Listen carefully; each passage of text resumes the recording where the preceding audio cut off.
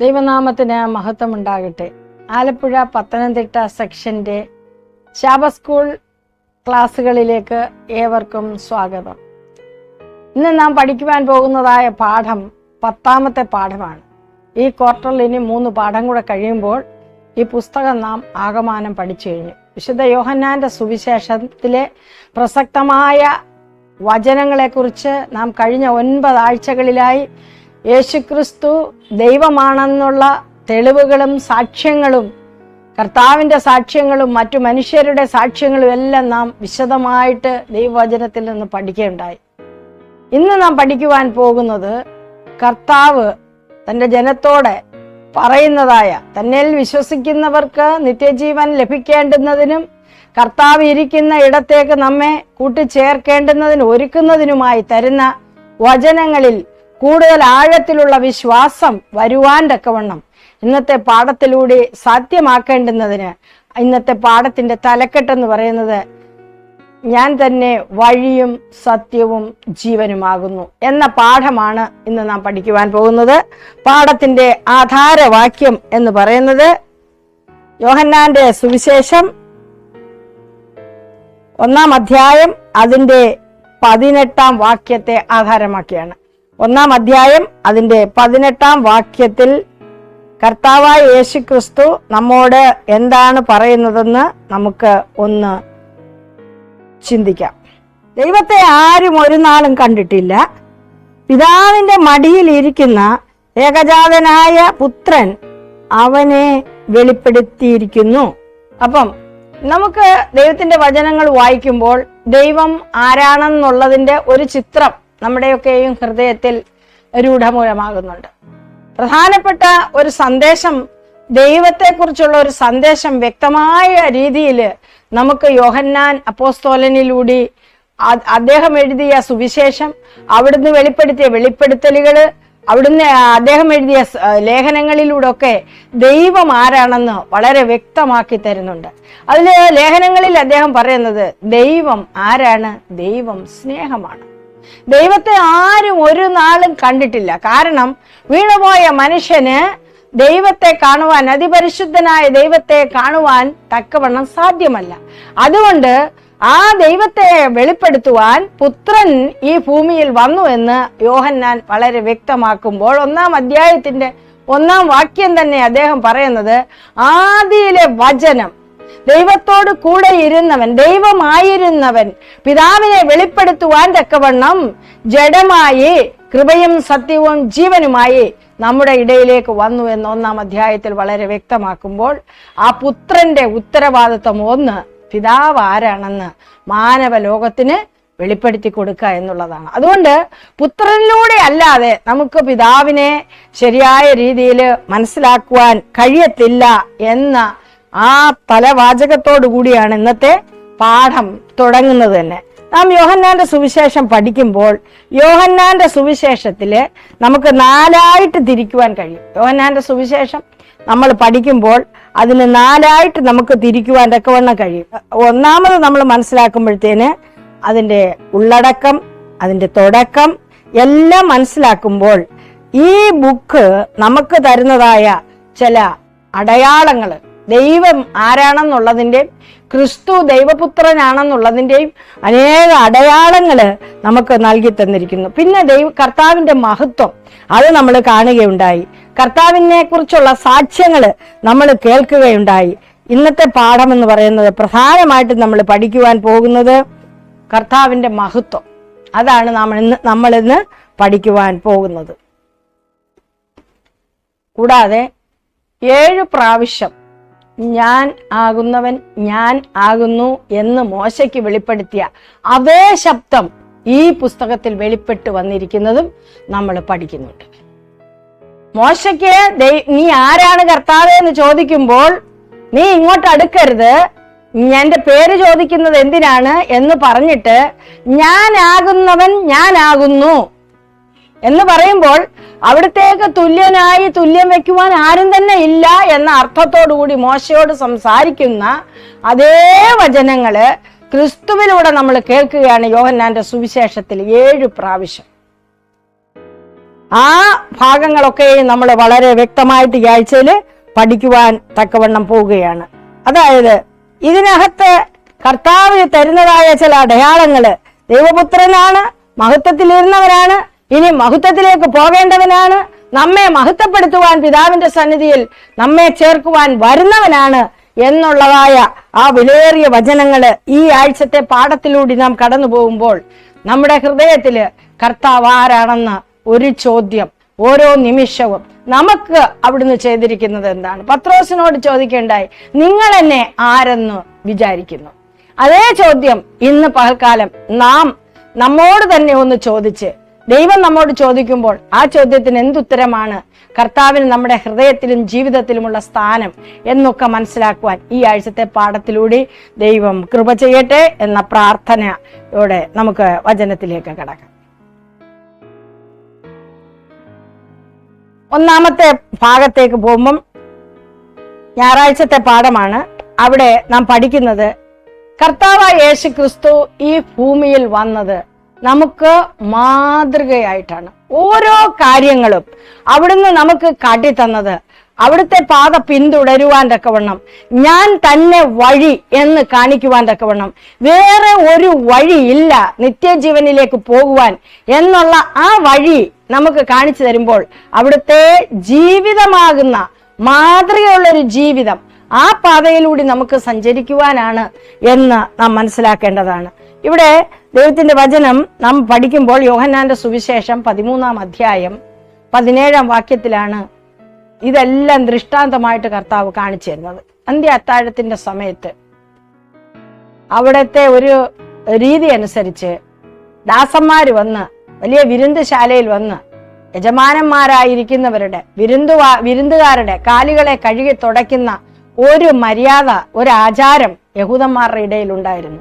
പെസഹായുടെ അന്ന് പെസഹ ഒരുങ്ങിയിരിക്കുന്ന മാളികയില് ശിഷ്യന്മാര് നോക്കിക്കൊണ്ടിരിക്കുകയാണ്, ആരാണ് കാലുകൾ കഴുകുന്നത് എന്ന് നോക്കിക്കൊണ്ടിരിക്കുമ്പോൾ കർത്താവായ യേശു ക്രിസ്തു അവർക്ക് മാതൃകയായി താഴ്മ ധരിച്ചവനായി, ഏറ്റവും താഴ്മയോടെ ഈ ഭൂമിയിൽ വന്നവനായി, ഏറ്റവും താണവരെ മാതൃകയിലൂടെ തൻ്റെ ജീവിത മാതൃകയിലൂടെ അത് സ്വായത്തമാക്കുവാൻ കാണിച്ചു തന്ന കർത്താവ് തന്നെ അവിടെ ഒരു മാതൃകയാകുന്ന അനുഭവമാണ് നമ്മൾ യോഹന്നാന്റെ സുവിശേഷം 13-ാം അധ്യായത്തില് നാം മനസ്സിലാക്കുന്നത്. അവിടെ നമ്മൾ മനസ്സിലാക്കുമ്പോൾ ദൈവത്തിന്റെ അനുഗ്രഹം വരുവാൻ തക്കവണ്ണം കർത്താവ് തന്റെ ശിഷ്യന്മാരുടെ ഭാവി ജീവിതത്തില് സ്വർഗീയ അനുഗ്രഹം എങ്ങനെ പ്രാപിക്കാമെന്നുള്ള ഒരു പാറ്റേൺ, ഒരു മാതൃക മനസ്സിലാക്കി കൊടുക്കുകയാണ്. ഇതുപോലെ വേദപുസ്തകത്തില് പല മാതൃകകളും നമുക്ക് മനസ്സിലാക്കുവാൻ തക്കവണ്ണം കഴിയും. ആവർത്തന പുസ്തകത്തില് മോശ ഒരു മാതൃകയാകുന്ന അനുഭവം ഉണ്ട്, അല്ലെങ്കിൽ യാക്കോബ് ഒരു മാതൃകയാകുന്ന അനുഭവമുണ്ട്. തന്റെ കുഞ്ഞുങ്ങളെ അനുഗ്രഹിക്കുന്ന വചനങ്ങളിലൂടെ തന്റെ കുഞ്ഞുങ്ങളെ അനുഗ്രഹിക്കുമ്പോൾ കൈവച്ചവരെ അനുഗ്രഹിക്കുന്നുണ്ട്. അതുപോലെ മോശ അനുഗ്രഹിക്കുന്നുണ്ട്. ഇതൊക്കെ നമ്മൾ മനസ്സിലാക്കുമ്പോൾ ദാവീദ് ശലോമോനെ അനുഗ്രഹിക്കുന്നുണ്ട്. അപ്പം വാഗ്ദത്ത നിവർത്തിക്ക് അല്ലെങ്കിൽ അനുഗ്രഹം പ്രാപിക്കണമെങ്കിൽ, അവിടുത്തെ ആ അനുഗ്രഹം നമ്മുടെ മേൽ പകരപ്പെടണമെങ്കിൽ അവിടുന്ന് ഒരു മാതൃക കാണിച്ചത് നമ്മളും പിന്തുടരേണ്ടതായിട്ട് ഉണ്ട്. ഇവിടെ വിശ്വസ്തന്മാർക്കാണ് പ്രതിഫലം കിട്ടുന്നത്. തന്റെ വിശ്വസ്തന്മാരായ ശിഷ്യന്മാർക്ക് പ്രതിഫലം പ്രാപിക്കുവാൻ തക്കവണ്ണം അവരെ ഒരുക്കുമ്പോൾ അവർക്ക് കൊടുക്കുന്ന ഒരു മാതൃകയാണ് ഇവിടെ രേഖപ്പെടുത്തിയിരിക്കുന്നത്. അവരുടെ ഹൃദയത്തില് ഞാനാണ് വലിയവൻ, ഞാനാണ് വലിയവൻ, ആരാണ് എൻ്റെ കാല് കഴുകുന്നത്, ഇങ്ങനെയുള്ള വലിപ്പ ചെറുപ്പങ്ങൾ വിചാരിച്ചിരുന്ന ഹൃദയത്തിന് അനുഗ്രഹം പ്രാപിക്കുവാൻ കഴിയത്തില്ല. അവരെങ്ങനെ ആയി തീരണം എന്ന് കർത്താവ് ആ ശുശ്രൂഷയിലൂടെ കാണിച്ചു തരുന്നതായ ഒരു അനുഭവമാണ് ഇവിടെ രേഖപ്പെടുത്തിയിരിക്കുന്നത്. നമുക്ക് ആ ഭാഗം ഒന്ന് വായിക്കാം. 13-ാം അധ്യായം അതിന്റെ 8 മുതലുള്ള വചനങ്ങള് വളരെ വ്യക്തമാക്കുന്ന ചില മാതൃകകള് നമുക്ക് ഇന്ന് പ്രഭാതത്തില് അല്ലെങ്കിൽ ഈ ദിവസത്തിലെ പാഠത്തിലൂടെ പഠിക്കുവാൻ തന്നിരിക്കുകയാണ്. അത്താഴത്തിന്റെ സമയമായപ്പോൾ യേശു തന്റെ സമയം അടുത്തു എന്ന് അറിഞ്ഞിരിക്കെ വസ്ത്രമെല്ലാം ഊരിവെച്ച് തോർത്തെടുത്ത് അരയിൽ ചുറ്റിക്കൊണ്ട് ഒരു പാത്രത്തിൽ വെള്ളം പകർന്ന് ശിഷ്യന്മാരുടെ കാല് കഴുകുവാൻ തക്കവണ്ണം ഭാവിക്കുകയാണ്. ആ അരയിൽ ചുറ്റിയിരുന്ന തുണി കൊണ്ട് തുവർത്തുവാനും തുടങ്ങി. അങ്ങനെ ശീമോൻ പത്രോസിന്റെ അടുക്കലേക്ക് വന്നു. ഇവിടെ വളരെ വ്യക്തമാക്കുന്ന കാര്യം, ശീമോൻ പത്രോസിന്റെ അടുക്കൽ വന്ന് കർത്താവ് കാലുകളെ കഴുകുവാൻ തക്കവണ്ണം തുടങ്ങുമ്പോൾ, കർത്താവേ എന്റെ കാല് കഴുകുന്നോ എന്ന് പറഞ്ഞിട്ട് യേശു അവനോട് പറയാണ്, ഞാൻ ചെയ്യുന്നത് നീ ഇപ്പൊ അറിയുന്നില്ല, പിന്നെ അറിയുമെന്ന് ഉത്തരം പറഞ്ഞു. അപ്പോഴ് പത്രോസ് പറയാണ്, ഒരു നാളും എന്റെ കാല് കഴുകയില്ല എന്ന് പത്രോസ് പറഞ്ഞു. അതിന് യേശു ഉത്തരം പറഞ്ഞത്, നിന്റെ കാല് കഴുകാഞ്ഞാൽ നിനക്ക് എന്നോടുകൂടെ പങ്കില്ല എന്ന് ഉത്തരം പറയുണ്ടായി. എന്താണ് നമുക്ക് അതിനകത്തെ ആഴമായ അനുഭവം എന്ന് പറഞ്ഞാല്, പത്രോസ് ആ കൂട്ടത്തിൽ ഏറ്റവും മൂത്ത ഒരാളായിരുന്നെങ്കിലും ഒരുപാട് അപക്വമായ സ്വഭാവം അദ്ദേഹത്തെ ഭരിച്ചിരുന്നതായിട്ട് വേദപുസ്തകം പറയുകയാണ്. ഒരു എടുത്തിയാട്ടത്തിന്റെ അനുഭവമാണ് പത്രോസിൽ എപ്പോഴും നിഴലിൽ നിന്നിരുന്നത്. അദ്ദേഹത്തിന് ആ എടുത്തിയാട്ടത്തിൽ എന്റെ കാല് കഴുകണ്ട എന്ന് പറഞ്ഞാല് അദ്ദേഹം വലിയ ഒരു താഴ്മയുള്ളവനാണെന്ന് താൻ സ്വയം പ്രഖ്യാപിക്കുകയാണ്. എന്നാൽ കർത്താവ് പറയുന്നു, നിന്റെ കാല് ഞാൻ കഴുകാൻ അനുവദിച്ചില്ലെങ്കിൽ നിനക്ക് എന്നോടുകൂടെ പങ്കില്ല എന്ന് പറഞ്ഞാല് കർത്താവ് അതിന്റെ താഴ്വശത്ത് ഇവിടെ വളരെ വ്യക്തമായിട്ട് പറയുന്നുണ്ട്. അവരുടെ കാലുകളെ കഴുകിയിട്ട് വസ്ത്രം ധരിച്ച് വീണ്ടും ഇരുന്നിട്ട് അവരോട് പറഞ്ഞത്, ഞാൻ നിങ്ങൾക്ക് ചെയ്തത് ഇന്നതെന്ന് അറിയുന്നോ? നിങ്ങൾ എന്നെ ഗുരുവെന്നും കർത്താവെന്നും വിളിക്കുന്നു. ഞാൻ അങ്ങനെ ആകൊണ്ട് നിങ്ങൾ പറയുന്നത് ശരിയാണ്. കർത്താവും ഗുരുവുമായ ഞാൻ നിങ്ങളുടെ കാല് കഴുകിയെങ്കിൽ നിങ്ങളും തമ്മിൽ കാൽ കഴുകേണ്ടതാണ്. കാല് കഴുകുന്നത് ഒരു ഹീനമായ അല്ലെങ്കിൽ ഒരു താഴ്ന്ന ജോലിയായിട്ട്, താഴ്ന്ന ഒരു ശുശ്രൂഷയായിട്ടും കണക്കാക്കിയിരുന്ന ശിഷ്യന്മാരുടെ ഉള്ളത്തില് കർത്താവ് താഴ്മയുടെ ഒരു പാഠം മാതൃകയായിട്ട് കൊടുക്കുകയാണ്. നാം നമ്മുടെ ഹൃദയത്തെ മറ്റൊരാളിനെ ശ്രേഷ്ഠനായിട്ട് കണക്കാക്കുവാൻ നമ്മുടെ ഹൃദയത്തിലാണ് അതിന്റെ ആ ചിന്ത വരേണ്ടത്.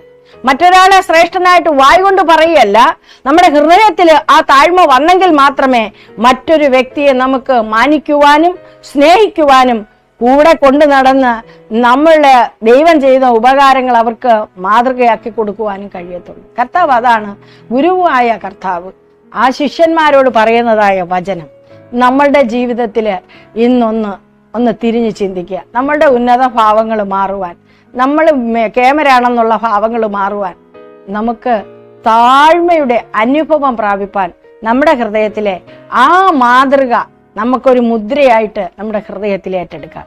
കർത്താവും ഗുരുവുമായവൻ നമുക്ക് കാണിച്ചു തന്ന മാതൃക പോലെ ജീവിക്കുവാൻ, ആ ഒരു ശുശ്രൂഷയിലൂടെ ശിഷ്യന്മാരുടെ ഭാവിയില് അവര് മറ്റുള്ളവരുടെ ഇടയിൽ പ്രവർത്തിക്കുമ്പോൾ മറ്റുള്ളവരെ എങ്ങനെ കാണണമെന്ന്, മറ്റുള്ളവരെ എങ്ങനെ സ്നേഹിക്കണമെന്ന്, മറ്റുള്ളവരെ എങ്ങനെ കൂട്ടി കർത്താവിന്റെ അടുക്കലേക്ക് കൊണ്ടുപോകണമെന്ന്, ഏത് വഴി അവർ സഞ്ചരിക്കണമെന്നെല്ലാം വഴിയായവൻ തൻ്റെ ആ വഴിയിൽ നടത്തുന്ന മാതൃക, ആ പാദങ്ങൾ വെക്കുന്ന മാതൃകയാണ് നമ്മൾ ആ പാഠത്തിലൂടെ പഠിച്ചത്.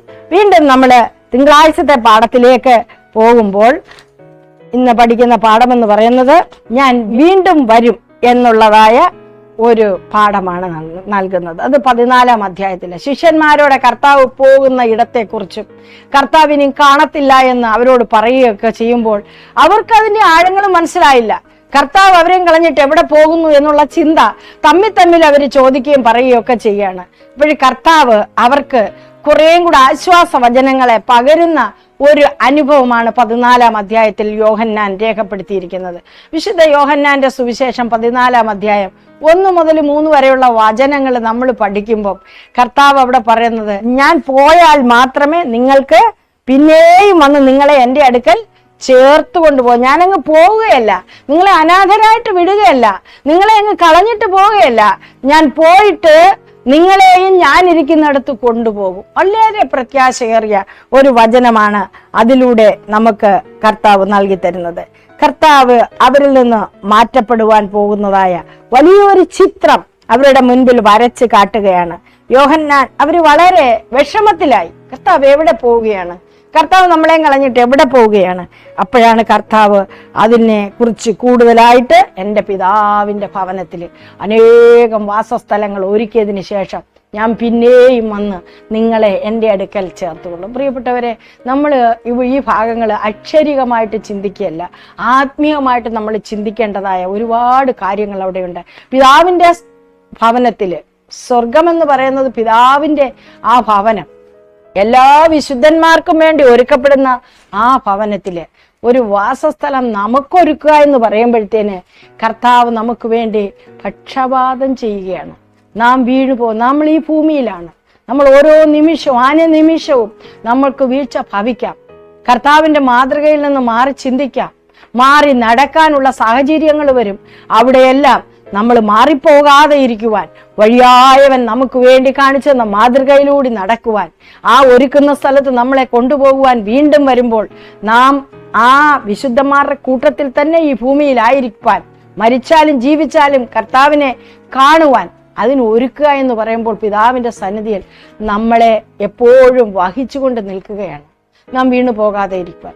അവിടുന്ന് വീണ്ടും വരും. വിശുദ്ധന്മാരെ ചേർക്കുവാൻ വീണ്ടും വരുമെന്നുള്ള വലിയ പ്രത്യാശയാണ് ആ വചനത്തിലൂടെ വളരെ ശക്തമായിട്ടും വ്യക്തമായിട്ടും കർത്താവ് തരുന്നതായ ആ ഒരു ഉറപ്പ്, ആ ഒരു വാഗ്ദത്തത്തിന്റെ നിശ്ചയം എന്ന് നമ്മൾ മനസ്സിലാക്കുമ്പോൾ ഇനി ഇത് നിവർത്തിക്കുവാൻ പോവുകയാണ്. അതിന്റെ കാലങ്ങൾ അടുത്തിരിക്കുകയാണ്. കർത്താവ് വീണ്ടും വന്ന് നമ്മളെ ചേർക്കുവാൻ പോകുന്ന നാളുകൾ എണ്ണപ്പെട്ടിരിക്കുകയാണ്. പ്രിയപ്പെട്ടവരെ, കർത്താവ് ഒരുക്കുന്ന നിത്യഭവനത്തില് കണ്ണു കണ്ടിട്ടില്ലാത്ത, ചെവി കേട്ടിട്ടില്ലാത്ത, ഹൃദയങ്ങളിൽ തോന്നിയിട്ടില്ലാത്ത ആനന്ദമായ ആ സ്ഥലത്ത് നമുക്ക് പോകുവാൻ തരുന്ന ഈ വാഗ്ദത്തം നമ്മുടെ സ്വന്തമായി തീരുവാൻ തക്കവണ്ണം കർത്താവ് പറഞ്ഞതുപോലെ നാം ജീവിക്കുവാൻ തക്കവണ്ണം അവിടുത്തെ സന്നിധിയിൽ നമ്മുടെ വിശ്വാസ കണ്ണുകൾ ഉറപ്പിക്കാം. നമുക്ക് അവിടെ പോകുവാൻ തക്കവണ്ണം തീർച്ചയായിട്ടും കഴിയും.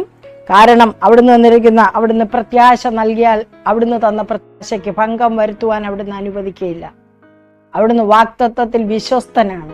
അതുകൊണ്ട് വാഗ്ദത്തം ചെയ്തവനിൽ പൂർണ്ണ ആശ്രയം വെക്കുക എന്നുള്ളതാണ് നമുക്ക് തരുന്നതായ ഏറ്റവും വലിയ അനുഭവം എന്ന് പറയുന്നത്. ഓരോ മാതൃകകളും നമ്മൾ പിന്തുടർന്നുകൊണ്ട് നമുക്ക് കർത്താവ് ഒരുപാട് മാതൃകകൾ കാണിച്ചു തന്നിട്ടുണ്ട്. കർത്താവ് സാത്താന്റെ പരീക്ഷയിൽ ജയിച്ചു കാണിച്ചു തന്നു. എങ്ങനെ നിങ്ങൾ ജീവിക്കണമെന്ന് കാണിച്ചു തന്നു. പാവമൊഴിയ സകലത്തിൽ നമ്മളെ പോലെ പരീക്ഷിക്കപ്പെട്ടു. ഇവിടെ നമുക്ക് വേണ്ടി തകർക്കപ്പെട്ടു. അവിടുന്ന് നമുക്ക് വേണ്ടി ഉയർത്തെഴുന്നേറ്റ് കാണിക്കുകയുണ്ടായി. പുനരുദ്ധാനം ഉണ്ടെന്ന് നമുക്ക് മാതൃകയായിട്ട് അവിടുന്ന് ഉയർത്തെഴുന്നേറ്റ് കാണിച്ചു. ഇങ്ങനെ അനവധി മാതൃകകളിലൂടെ നമ്മളെ നടത്തിയ കർത്താവിന്റെ വാഗ്ദത്തമാണ് സ്ഥലമൊരുക്കുവാൻ പോകുന്നു. ഞാൻ സ്ഥലമൊരുക്കിയാൽ പിന്നെയും വന്ന് നിങ്ങളെ എൻ്റെ അടുക്കൽ ചേർത്ത് കൊള്ളും എന്നുള്ളതായ, ഞാൻ പോകാഞ്ഞാൽ മറ്റൊരു കാര്യം കൂടി ആ അധ്യായത്തിൽ പറയുന്നുണ്ട്. ഞാൻ പോകാഞ്ഞാൽ കാര്യസ്ഥനെ വിടുവാൻ സാധ്യമല്ല. കാര്യസ്ഥനാണ് പിന്നീട് വഴിയായവനിൽ കൂടെ നടത്തുന്നതായ ആ നടത്തിപ്പുകാരനെന്ന് പറയുന്നത്. നമുക്ക് വഴി കാണിച്ചു തരുവാൻ ഒരുപാട് പ്രവാചകന്മാരും ദൈവദാസന്മാരും ഒക്കെ വേദപുസ്തകം നമുക്ക് പരിചയപ്പെടുത്തി തരുന്നു. അവർ വഴി കാണിച്ചു തന്നിട്ടുണ്ട്. ദൈവത്തിന്റെ വചനം നമ്മോട് പറഞ്ഞിട്ടുണ്ട്. എന്നാൽ അവരാരും തന്നെ നിത്യജീവൻ തരുവാൻ അവർക്ക് കഴിഞ്ഞിട്ടില്ല. നിത്യജീവന്റെ ഉറവിടം നമ്മുടെ കർത്താവായ യേശു ക്രിസ്തുവാണ്. അതുകൊണ്ടാണ് കർത്താവ് പറഞ്ഞത്, ഞാൻ തന്നെ വഴിയും സത്യവും ജീവനുമാകുന്നു. അപ്പൊ കർത്താവ് തന്ന വഴിയിൽ കൂടെ, മാതൃകയിലൂടെ നമ്മൾ സഞ്ചരിക്കുമ്പം വാഗ്ദത്തം നമുക്ക് തന്നിരിക്കുന്നത് പിന്നെയും വരുമെന്നാണ്. ആ വാഗ്ദത്തം നിവർത്തിക്കായിട്ട് ആ വഴിയിലൂടെ സഞ്ചരിക്കുവാൻ വിളിക്കപ്പെട്ടിരിക്കൊണ്ട് നമ്മുടെ പ്രത്യാശയ്ക്ക് ഭംഗം വരാതിരിപ്പാൻ വിശ്വസിക്കുക. വിശ്വാസത്തിൽ ഓരോ ദിവസവും മുന്നേറുന്ന അനുഭവത്തിലൂടെ നമുക്ക് കടന്നു പോകാം. ചൊവ്വാഴ്ചത്തെ പാഠത്തിലേക്ക് പോകുമ്പോൾ വീണ്ടും ഉറപ്പിച്ചു പറയുന്നത്, ഞാൻ തന്നെ വഴിയും സത്യവും ജീവനുമാകുന്നു എന്നുള്ളതാണ്. യോഹന്നാന്റെ സുവിശേഷം 14-ന്റെ 5-6 വാക്യങ്ങളിൽ രേഖപ്പെടുത്തിയിരിക്കുന്ന ഈ വചനങ്ങള് നമ്മൾക്ക് വളരെ അനുഗ്രഹമേറിയ വചനം. ഞാൻ പോകുന്ന ഇടത്തേക്കുള്ള വഴി നിങ്ങൾ അറിയുന്നു. അപ്പോൾ തോമസ് പറയുകയാണ്, കർത്താവേ നീ എവിടെ പോകുകയാ? ഞങ്ങൾ അറിയുന്നില്ല, പിന്നെ വഴി എങ്ങനെ അറിയും എന്ന് പറഞ്ഞു. യേശു അവനോട്, ഞാൻ തന്നെ വഴിയും സത്യവും ജീവനുമാകുന്നു. ഞാൻ മുഖാന്തരമല്ലാതെ ആരും പിതാവിന്റെ അടുക്കൽ എത്തുന്നില്ല എന്ന് വളരെ വ്യക്തമാക്കുമ്പോൾ, ശിഷ്യന്മാര് കൂടെ നടക്കുന്നു എങ്കിലും നിങ്ങൾ അറിയുന്നു എന്ന് പറയുമ്പോഴും ഒരാൾ ചോദിക്കും, അതെങ്ങനെ ഞങ്ങൾ എവിടെ പോകുന്നെന്ന് അറിയാതെ ഞങ്ങൾ എങ്ങനെ ആ വഴിയെ വരുന്നേ, ഏത് വഴിയാണെന്നും പറഞ്ഞോണ്ടാ. അപ്പൊ നമ്മൾ ഈ ഭൂമിയിലായിരിക്കുമ്പോൾ കർത്താവ് ഒരുപാട് വചനങ്ങളെ തന്ന് നമ്മളെ സഹായിക്കുന്നുണ്ട് ദിവസം പറഞ്ഞു. പക്ഷെ നമ്മുടെ വിശ്വാസക്കുറവ് കൊണ്ട് പലപ്പോഴും യഥാർത്ഥമായ അതിൻ്റെ ആഴങ്ങളും അർത്ഥങ്ങളും മനസ്സിലാക്കാതെ വഴിതെറ്റി പോകുവാൻ സാധ്യതയുണ്ടെന്നാണ് തോമസിന്റെ സ്റ്റേറ്റ്മെന്റിലൂടെ നമുക്ക് മനസ്സിലാക്കി തരുന്നതായ കാര്യം. പ്രിയപ്പെട്ട ദൈവജനമേ, അപ്പോൾ കർത്താവ് ഉറപ്പിച്ചു പറയാണ്, വഴി അറിയത്തില്ലേ? ഞാനാണ് വഴി. ക്രിസ്തുവാകുന്ന വഴിയിലൂടെ സഞ്ചരിച്ച് മാത്രമേ പിതാവിന്റെ അടുക്കൽ പോകുവാൻ പറ്റുകയുള്ളൂ എന്ന് വളരെ തറപ്പിച്ച് പറയുകയാണ്. അപ്പൊ ക്രിസ്തു വഴി മാത്രമല്ല, സത്യവുമാണ്. അപ്പൊ സത്യത്തിന്റെ വഴിയിലൂടെ സഞ്ചരിക്കാത്തവർക്ക് സത്യത്തിന്റെ കർത്താവിനെ കാണുവാൻ സാധ്യമല്ല. അത് വളരെ വ്യക്തമാക്കുകയാണ് ആ ഭാഗത്ത് കർത്താവ് ചെയ്യുന്നത്. അപ്പം ഫിലിപ്പോസിനും ഭയങ്കര സംശയമാണ്. നമ്മൾ ആ ഭാഗം താഴോട്ട് വായിക്കുമ്പം, എന്റെ പിതാവിനെയും നിങ്ങൾ അറിയുമായിരുന്നു എന്ന് ഇന്നു മുതൽ നിങ്ങൾ അവനെ അറിയുന്നു. അതായത് കർത്താവ് പറഞ്ഞത് മനസ്സിലാക്കിയില്ല എങ്കിൽ, ഈ 3.5 വർഷം കൊണ്ട് മനസ്സിലായില്ല എങ്കിൽ കുറച്ചുകൂടെ തറപ്പിച്ച് വ്യക്തമാക്കി കൊടുത്തിട്ട് പറയാം, ഇന്നെങ്കിലും അറിയുമല്ലോ, ഇന്ന് തൊട്ടെങ്കിലും അറിയുമല്ലോ എന്ന് കർത്താവ് പറയുകയാണ്. അപ്പോഴാണ് ഫിലിപ്പോസിന് ഒരു സംശയം, കർത്താവേ, പിതാവിനെ ഞങ്ങൾക്കൊന്ന് കാണിച്ചു തരണമേ. ഞാൻ എപ്പോഴും പറയുന്ന ഒരു വാചകമുണ്ട്, ഈ ലോകം ദൈവത്തെ തപ്പി നോക്കിക്കൊണ്ട് നടക്കുന്ന ഒരു ലോകമാണ്. എന്തിനും ഏതിനും റീസൺ ജയിക്കുന്ന ഒരു ലോകത്തിലാണ് നമ്മൾ ജീവിക്കുന്നത്. ഫിലിപ്പോസ് അതാ ചോദിച്ചത്. 2000-ൽ വർഷങ്ങൾക്ക് മുമ്പ് കർത്താവായ യേശു ക്രിസ്തുവിനോട് ഫിലിപ്പോസ് ചോദിക്കുകയാണ്, കർത്താവേ, ആ പിതാവിനെ ഞങ്ങൾക്കൊന്ന് കാണിച്ചതാ.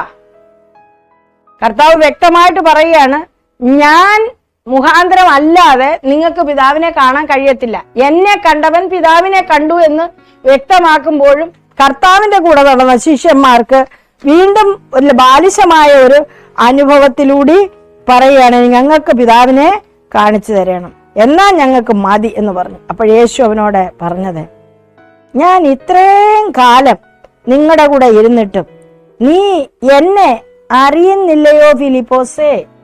ഈ ചോദ്യം ഇന്ന് നമ്മളോടാണ് പ്രിയപ്പെട്ടവരെ.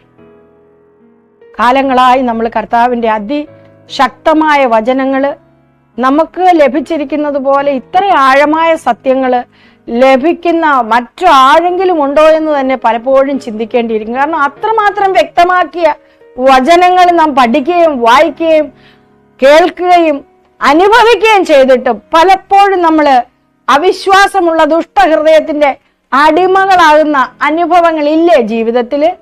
ഈ പകൽക്കാലം ഈ ഫിലിപ്പോസിനോട് പറഞ്ഞതുപോലെ അതേ ആത്മാവ്, അന്ന് ഇത് എഴുതപ്പെട്ട അതേ ആത്മാവ്, ആ പരിശുദ്ധാത്മാവ് ഇന്ന് നമ്മോട് ചോദിക്കുകയാണ്, ഇത്രയും നിങ്ങൾക്ക് വ്യക്തമായിട്ട് തന്നിട്ടും നിങ്ങൾക്ക് മനസ്സിലാകുന്നില്ലേ?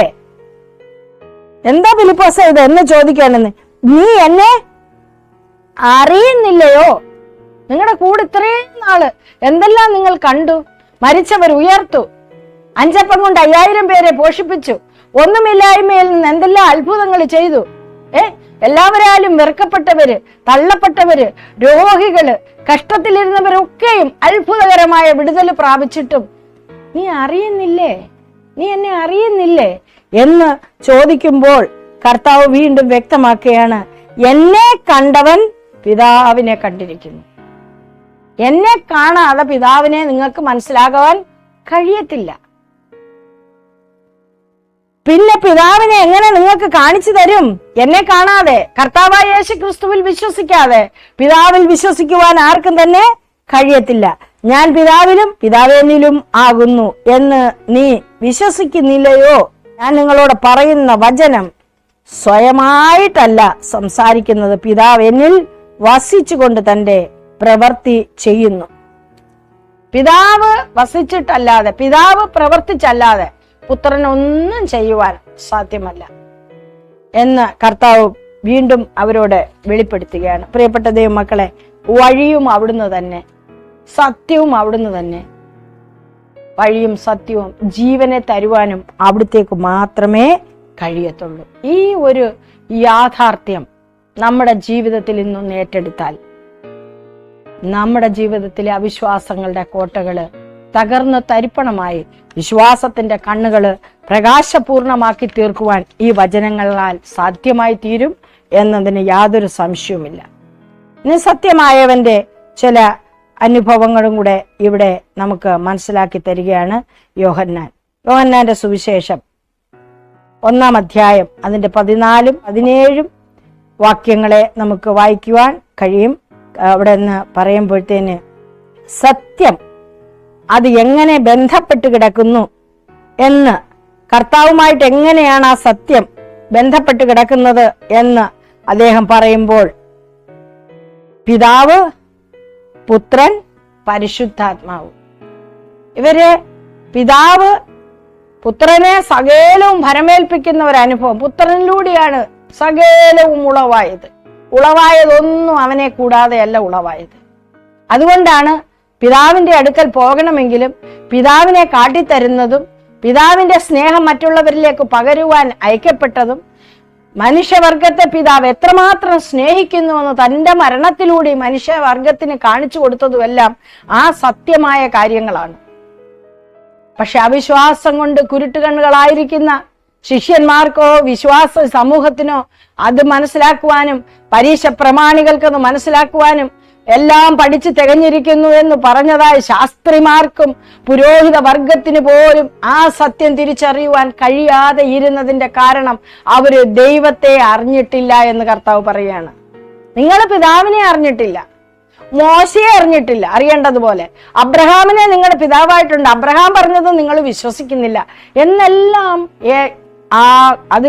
അത് ബന്ധപ്പെടുത്തി കർത്താവിന്റെ വചനം പറയുമ്പോൾ ഈ കാലഘട്ടത്തിലായിരിക്കുന്ന നമ്മോട് വളരെ ശക്തമായി കർത്താവ് ഇടപെടുകയാണ്. കാരണം അവിശ്വാസം കൊണ്ട് കുരുട്ട് കണ്ണുകളായിരിക്കുന്ന സാത്താൻ വളരെ ശക്തമായിട്ട് പ്രവർത്തിച്ചു കൊണ്ടിരിക്കുന്ന, ഇനി അവന് സമയമില്ലെന്ന് അറിഞ്ഞുകൊണ്ട് ഊടാടി സഞ്ചരിച്ച് ആ സിംഹത്തെ പോലെ അലറി വിളിച്ചുകൊണ്ട് നടക്കുന്ന ദുരുപദേശങ്ങളിലൂടെ ദൈവസന്നിധിയിൽ നിന്ന് അകറ്റിക്കളയുവാൻ തക്കവണ്ണം പറ്റം ചേർന്ന് പ്രവർത്തിക്കുന്ന സാത്താന്റെ കോട്ടകള് കെട്ടിക്കൊണ്ടിരിക്കുന്ന ഈ കാലഘട്ടത്തില് ദൈവത്തിന്റെ വചനത്തിന്റെ മർമ്മങ്ങളും സത്യങ്ങളും ഗ്രഹിക്കുവാൻ തക്കവണ്ണം ദൈവത്തിന്റെ പരിശുദ്ധാത്മാവ് നിയന്ത്രിച്ച് നടത്തിയ അതേ ആത്മാവ് ഇന്ന് ശക്തമായിട്ട് തന്റെ വചനത്തിലൂടെ നമ്മോട് ഇടപെട്ടില്ല എങ്കിൽ നമ്മുടെ കണ്ണുകളും അന്ധകാരം കൊണ്ട് നിറഞ്ഞ് നമ്മളും ആ അവിശ്വാസികളുടെ പട്ടികയിലായിത്തീരുമെന്നുള്ളതിന് യാതൊരു സംശയവുമില്ല. അതുകൊണ്ട് സത്യം ആയവനിൽ നമ്മൾ വളരെ ശക്തമായി നിലയുറപ്പിക്കേണ്ടതായ ആവശ്യമുണ്ട്. അവിടുന്ന് നമുക്ക് വഴിയാണ്, അവിടുന്ന് നമുക്ക് സത്യത്തിന്റെ പാത കാണിച്ചു തന്നിട്ടുണ്ട്. ആ സത്യമെന്ന് പറയുന്നത് അന്ന് മോശയ്ക്ക് വെളിപ്പെട്ട അതേ ശബ്ദം, ഞാൻ ദൈവം ഏകനായി മഹാത്ഭുതങ്ങളെ പ്രവർത്തിച്ച ദൈവമാണെന്ന് മോശയ്ക്ക് വെളിപ്പെടുത്തി കൊടുക്കുകയുണ്ടായി. അവിടുന്ന് ഏകനായിട്ടാണ് മഹാത്ഭുതങ്ങളെ പ്രവർത്തിച്ചത്. അതേ ദൈവം ഏകനായിട്ട് തന്നെ കടന്നു വന്ന് ഈ മനുഷ്യവർഗത്തെ രക്ഷിക്കുവാൻ ഏകനായി തന്നെ പ്രവർത്തിച്ച് മാനവരാശിയുടെ ജീവൻ മരണത്തിൽ നിന്ന് നിത്യജീവനിലേക്ക് പോകുവാൻ തക്കവണ്ണം സത്യത്തെ കാണിച്ചു തന്നതായ കർത്താവിൽ നമ്മളുടെ ആശ്രയം വെക്കുവാൻ ദൈവം ഈ വചനങ്ങളെ കൊണ്ട് സഹായിക്കട്ടെ. ദൈവത്തിന്റെ വചനങ്ങള് വളരെ ശക്തമാണ്. അവിടുത്തെ ശക്തി അവിടുത്തെ വചനത്തിലുണ്ട്. അവിടുന്ന് മാറാത്തവനായതുപോലെ അവിടുത്തെ വചനങ്ങൾക്ക് മാറ്റമില്ല.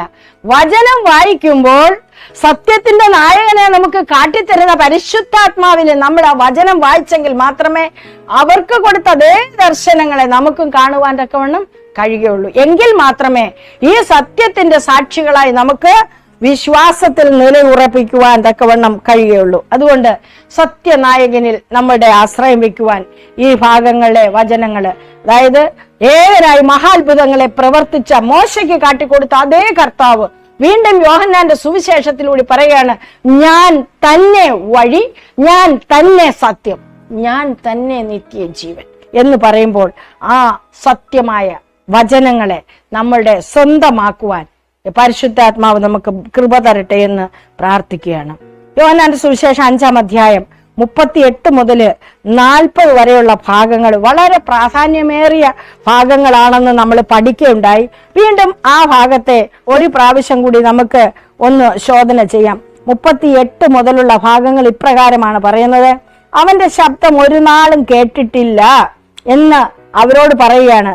നിങ്ങള് പിതാവിന്റെയും എന്നെക്കുറിച്ചും സാക്ഷ്യം പറഞ്ഞിരിക്കുന്ന വചനങ്ങള് നിങ്ങൾ ഒരു നാളും കേട്ടിട്ടില്ല എന്ന് പറയുമ്പോൾ അവന്റെ രൂപം കണ്ടിട്ടില്ല, അവന്റെ വചനം നിങ്ങളുടെ ഉള്ളിൽ വസിക്കുന്നില്ല. കാരണം എന്താണ്? സ്വർഗത്തിലെ ദൈവം അയച്ചവനെ നിങ്ങൾ വിശ്വസിക്കുന്നില്ലല്ലോ. അതുകൊണ്ട് തിരുവഴുത്തുകളെ ശോധന ചെയ്ത് അവയിൽ നിത്യജീവൻ ഉണ്ടെന്ന് മനസ്സിലാക്കി ഇരിക്കുന്ന വ്യക്തികളെന്ന നിലയിൽ ദൈവം നമുക്ക് തരുന്ന സാക്ഷ്യം എന്ന് പറയുന്നത് തിരുവചനങ്ങളെ വായിക്കുന്നവരല്ല രക്ഷിക്കപ്പെടുന്നത്. തിരുവചനങ്ങളെ ശോധന കഴിച്ച് അതിലെ നിത്യജീവന്റെ ശക്തി ആർജിച്ചെടുത്ത് വിശ്വാസത്തിലൂടെ ആർജിച്ചെടുക്കുന്നവർക്കാണ് നിത്യജീവൻ വാഗ്ദത്തം ചെയ്തിരിക്കുന്നത്. നമ്മൾ ആരും ദൈവത്തെ കണ്ടിട്ടില്ല, നമ്മൾ യേശുക്രിസ്തുവിനെയും കണ്ടിട്ടില്ല. ക്രിസ്തുവിന്റെ വചനങ്ങളാണ് യേശുക്രിസ്തു സംസാരിക്കുന്ന ശബ്ദമായി നമ്മുടെ ചെവിയിലൂടെ നമ്മുടെ ഹൃദയത്തിൽ രൂഢമൂലമായി വിശ്വാസത്തിന്റെ നല്ല പോരാളികളാക്കി തീർക്കുന്നത്. പ്രിയപ്പെട്ട ദൈവജനമേ, അതുകൊണ്ട് ആ ശബ്ദം, ദൈവത്തിന്റെ വചനത്തിന്റെ ശക്തി അത് ഇന്ന് നിലനിൽക്കുന്നത് കൊണ്ട്, മാറ്റമില്ലാത്തത് കൊണ്ട്, മാറാത്ത ദൈവത്തിന്റെ ശബ്ദമായതുകൊണ്ടും ശക്തി ആയതുകൊണ്ടും അത് അനുഭവിച്ച് തന്നെ നാം എന്ത് ചെയ്യണം? വിശ്വാസത്തിൽ നിലയുറപ്പിക്കണം. അതാണ് ശാസ്ത്രിമാരോടും മറ്റ് ജനങ്ങളോടും കർത്താവ് പറയുന്നത്. നിങ്ങൾ പറയുന്നു നിങ്ങൾക്ക് നിത്യജീവനുണ്ട്, നിങ്ങൾക്ക് നിത്യജീവനുണ്ട് എന്ന് പറയുമ്പോൾ നിങ്ങൾ നിത്യജീവന്റെ ഉറവിടത്തെ തള്ളിക്കളയുന്നവരാണ്. ദൈവത്തിന്റെ വചനത്തിൽ നിത്യജീവൻ ഉണ്ട്, പക്ഷെ അത് ശോധന ചെയ്ത് തിരിച്ചറിഞ്ഞെങ്കിൽ മാത്രമേ നമുക്കത് പ്രാപിക്കുവാൻ തക്കവണ്ണം കഴിയത്തുള്ളൂ എന്ന് കർത്താവ് ആ സത്യങ്ങളെ വെളിപ്പെടുത്തുമ്പോൾ അവിടെ നമുക്ക് മനസ്സിലാക്കി തരികയാണ്. പിതാവ് ആരാണെന്ന് തന്റെ ശരീരം കൊണ്ടും ജീവിതം കൊണ്ടും സ്നേഹം കൊണ്ടും എല്ലാം കാണിച്ചു തന്ന കർത്താവിനെ അവര് ഒന്നുമല്ലാതാക്കി നിന്ദിച്ച് തള്ളിക്കളയുകയുണ്ടായി.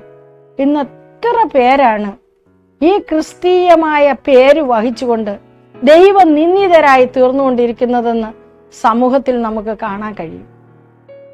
ദൈവ നിഷേധികളായി തീർന്നിരിക്കുന്നവര് ക്രിസ്തീയ പേര് വഹിച്ചുകൊണ്ട്. പ്രിയപ്പെട്ടവരെ, നമ്മുടെ മേൽ വിളിച്ചിരിക്കുന്ന ദൈവത്തിന്റെ പേരെന്ന് പറഞ്ഞ് അതിമഹത്തായ നാമമാണ്.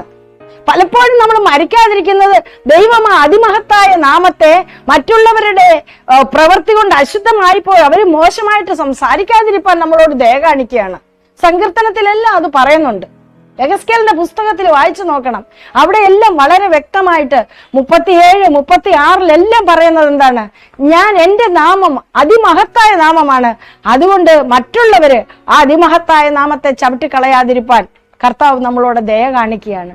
അതുകൊണ്ട് നമ്മുടെ മേൽ പിടിച്ചിരിക്കുന്ന ദൈവത്തിന്റെ അതിവിശുദ്ധ നാമം, അത് ആ നാമത്തെ മഹത്വപ്പെടുത്തുവാനാണ് നമ്മളെ സകല സത്യത്തിലും വഴി നടത്തുന്ന പരിശുദ്ധാത്മാവിനെ കാര്യസ്ഥനായി നമുക്ക് തരികയും വചനം വായിക്കുമ്പോൾ അത് ആ സത്യങ്ങൾ നമുക്ക് വെളിപ്പെട്ടു വന്ന് അതിൽ വിശ്വാസം വെക്കുവാനും തന്നിരിക്കുന്നത്. അതുകൊണ്ട് വചനം എന്ന് പറയുന്നത് എല്ലായ്പ്പോഴും അവിടുത്തെ സത്യത്തെ വിളിച്ചു പറയുന്നതാണ്. അതിനെ ശോധന ചെയ്ത് നിത്യജീവന്റെ വഴികളെ ആരാഞ്ഞറിയുന്നവരാണ് ഭാഗ്യവാന്മാരെന്ന് ഈ ആഴ്ചത്തെ പാഠത്തിലൂടെ നമ്മൾ പഠിക്കുകയാണ്. അത് തന്നെയാണ് വ്യാഴാഴ്ചത്തെ പാഠത്തിലും നാം പഠിക്കുന്നതാണ്. നിത്യജീവന്റെ വഴികള് അവിടുത്തെ വചനത്തിലാണ്. അത് നമ്മൾ ശോധന കഴിച്ച് അതിൽ നിന്ന് നമ്മൾ എന്ത് ചെയ്യണം? പ്രാപിക്കണം. അതുകൊണ്ട് കർത്താവിന്റെ ഓരോ വചനങ്ങളും, അവിടുന്ന് വെളിപ്പെടുത്തിയതായ ഓരോ അടയാളങ്ങള്, അവിടുത്തെ ശുശ്രൂഷകള്, നമുക്ക് തന്ന മാതൃകകള്, ഇതൊക്കെ ദൈവത്തിന്റെ വചനത്തില് പ്രവചനത്തിലുള്ളത് നിവർത്തിയായത്, ക്രിസ്തുവിന്റെ ജീവിതത്തിലൂടെ നിവർത്തിയാക്കപ്പെട്ട ആ സത്യത്തിന്റെ വചനങ്ങള് നമ്മുടെ ഹൃദയത്തിൽ ഏറ്റുവാനും കർത്താവിനെ തള്ളിക്കളയാതെ നമ്മുടെ ജീവിതം കൊണ്ട് അവനെ ഉയർത്തുവാനും, മോശ പിച്ചള സർപ്പത്തെ ഉയർത്തിയതുപോലെ മനുഷ്യപുത്രനെ ഉയർത്തേണ്ടതാണെന്ന് പറയുമ്പോൾ അവിടുത്തെ യാഗത്തെയും ഉയർത്തുവാൻ നമ്മളുടെ വീണ്ടെടുക്കപ്പെട്ട അനുഭവത്തിലൂടെ വേണം. ഞാൻ ആരായിരുന്നു, ഇന്ന് ഞാൻ ആരാണ്, ഞാനൊരു ദൈവ പൈതലായത് എന്തുകൊണ്ടാണ് എന്നെല്ലാം തരുന്നത് അവിടുത്തെ ആ ത്യാഗോജ്ജലമായ യാഗത്തിലൂടെയാണ് നാം ഒരു ദൈവ പൈതലായിരിക്കുന്നത്. അതിലെ വിശ്വാസത്തിലാണ്. അപ്പൊ ആ വിശ്വാസം നമ്മളില് കൂടുതൽ ആഴമേറിയതാകണമെങ്കിൽ ദൈവത്തിന്റെ വചനങ്ങളെ നമ്മൾ ശോധന കഴിക്കണം. വിളക്ക് കത്തിച്ച് ശോധന കഴിക്കുവാനാണ് ദൈവത്തിന്റെ വചനം. വിളക്ക് കത്തിച്ച് ശോധന കഴിക്കുക എന്ന് പറഞ്ഞാൽ പരിശുദ്ധാത്മാവ് നമ്മുടെ ഹൃദയങ്ങളെയും കണ്ണുകളെയും പ്രകാശിപ്പിക്കണം. അവിടെ അവസാനത്തെ സഭയായ ലവോദിക്ക സഭയ്ക്ക് കർത്താവ് ഉപദേശം കൊടുക്കുമ്പോൾ നിങ്ങളുടെ കണ്ണിലെഴുതുവാൻ ലേപനം വാങ്ങിക്കണമെന്ന് ഉപദേശിക്കുന്നുണ്ട്. എന്താണ് ആ ലേപം? ദൈവത്തിന്റെ പരിശുദ്ധാത്മാവിന്റെ കൃപ നമ്മുടെ കണ്ണുകളെ പ്രകാശിപ്പിക്കുകയും ഉയരത്തിലെ ജ്ഞാനത്താൽ നമ്മൾ സമ്പന്നരായി തീരുകയും ചെയ്യുമ്പോൾ മാത്രമേ വചനത്തിന്റെ ആഴങ്ങളിലൂടെ നമുക്കൊന്ന് ഊളിയിട്ട് സഞ്ചരിച്ച് ആ വിശ്വാസ ജീവിതത്തെ വളരെ ശക്തമാക്കുവാൻ തക്കവണ്ണം കഴിയുകയുള്ളൂ. അതിനായിട്ടാണ് ഈ പാഠങ്ങളൊക്കെയും നാം പഠിക്കുന്നത്. വളരെ ആഴമായ പാഠപഠനത്തിലൂടെ നാം കടന്നു പോകുമ്പോൾ ചിന്തിക്കുക, ദൈവം നമ്മെ ഈ നാളുകളിൽ തള്ളിക്കളയാതെ നമ്മെ എത്രമാത്രം തൻ്റെ വചനത്തിലൂടെ ഉറപ്പിച്ചു നിർത്തുവാൻ ശ്രമിക്കുന്നു, എത്രമാത്രം നമ്മെ സ്നേഹിക്കുന്നു. അവിടുത്തെ തിരുവചനങ്ങളെ നമുക്ക് ആഴമായി പഠിക്കുവാൻ തന്നിരിക്കുന്ന സാഹചര്യങ്ങളെ ഓർത്ത് ദൈവത്തെ സ്തുതിക്കാം. അതുകൊണ്ട് ഈ ആഴ്ചത്തെ പാഠം, വഴിയും സത്യം ജീവനുമായവനിൽ നമ്മുടെ ആശ്രയം വയ്ക്കാം. നാം അനുദിനം അനുനിമിഷം ആ ആശ്രയം പുതുക്കുന്നവരായി തീരുക, ആ ആശ്രയത്തില് സന്തോഷിക്കുന്നവരായി തീരുക. കർത്താവാണ് വഴി, ആ വഴിയെ സഞ്ചരിക്കാം. കർത്താവാണ് സത്യം, ആ സത്യത്തിന് വേണ്ടി നിലനിൽക്കാം. കർത്താവാണ് നിത്യജീവൻ തരുന്നത്, ആ നിത്യജീവനെ പ്രാപിച്ച് ഉറപ്പും ഉള്ള ഒരു നല്ല ഒരു ഭടനായി അവിടുത്തോട് ചേർന്ന് ജീവിക്കുവാൻ ദൈവം നമ്മളെ സഹായിക്കട്ടെ എന്ന പ്രാർത്ഥനയോടെ ഈ ആഴ്ചത്തെ പാഠത്തിൽ നിന്ന് ഞാൻ വിരമിക്കുന്നു. എല്ലാവരെയും ധാരാളമായിട്ട് പരിശുദ്ധാത്മാവ് ശക്തീകരിക്കുകയും അനുഗ്രഹിക്കട്ടെയും ചെയ്യട്ടെ എന്ന് പ്രാർത്ഥിക്കുന്നു. നമുക്കൊരു വാക്ക് പ്രാർത്ഥിക്കാം. കാരുണ്യവാനായ ദൈവമേ, അവിടുത്തെ സ്നേഹത്തിനായി സ്തോത്രം ചെയ്യുന്നു. ഈ കാലങ്ങളിൽ അവിശ്വാസം കൊണ്ട് കണ്ണു മൂടപ്പെട്ടുകൊണ്ടിരിക്കുന്നതായ പിശാചിന്റെ തന്ത്രങ്ങളിൽ വളരെ ശക്തമായി ആകർഷിക്കപ്പെടുന്നതായ തലമുറയോടെ അവിടുത്തെ വചനത്തിന്റെ ശക്തി വെളിപ്പെടുത്തണമേ. അവിടുത്തെ വചനത്തിലെ സത്യങ്ങൾ അവർക്ക് കോട്ടയായിരിക്കണമേ.